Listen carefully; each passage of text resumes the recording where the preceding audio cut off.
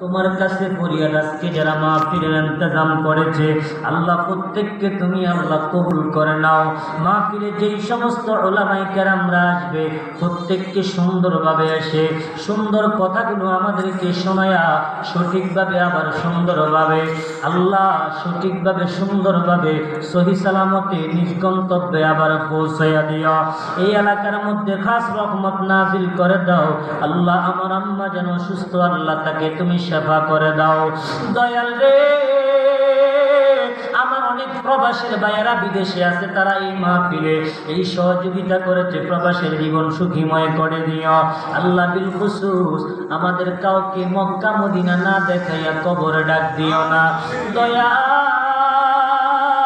যেদিন মালাকুল মউত আজরাইল পাঠাইবা ওই দিন আমার দয়াল নবী মায়ার নবীর চেহারা মোবারক দেখাইয়া আমাদের প্রত্যেকের দিলে জবানে জারি করে দিও মধুর কালিমা লা ইলাহা ইল্লাল্লাহু মুহাম্মাদুর রাসূলুল্লাহ সাল্লাল্লাহু আলাইহি ওয়াসাল্লাম।